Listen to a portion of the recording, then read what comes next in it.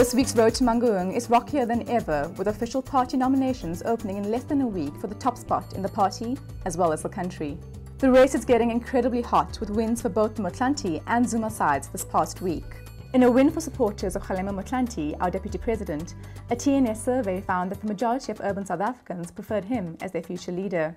Among other findings, the Marketing and Social Insights company found that Motlanthe had the support of 51% of black people, as opposed to Jacob Zuma's 41%. But the results of a marketing survey are unlikely to sway ANC members, who will ultimately decide who rules our ruling party.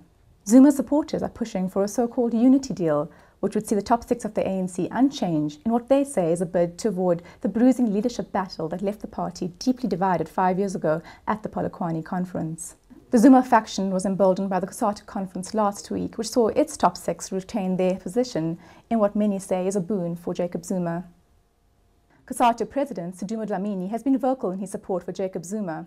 Meanwhile, General Secretary Zwelinzima Vavi was reportedly told to tone down his criticism of Jacob Zuma in order to retain his position. But the big news this week is the beginning of the end of Julius Malema. That is, if the ANC under Jacob Zuma has its way. The expelled ANC Youth League leader has been on an explosive and vocal campaign to turn workers and South Africans against Jacob Zuma. But he is now facing the might of the courts and will this week answer to charges of fraud, corruption and money laundering. The trial relates to a 100 million rand graft case in Limpopo, in which several of Malema's allies are also implicated. In addition, Malema is also facing probes from Public Protector Thuli Madonsela as well as SARS. He reportedly owes the taxman up to 16 million rand in unpaid taxes. These allegations have long stood against Malema, but the noose appears to be tightening as he becomes more vocal in his disapproval of Zuma ahead of Mangaung.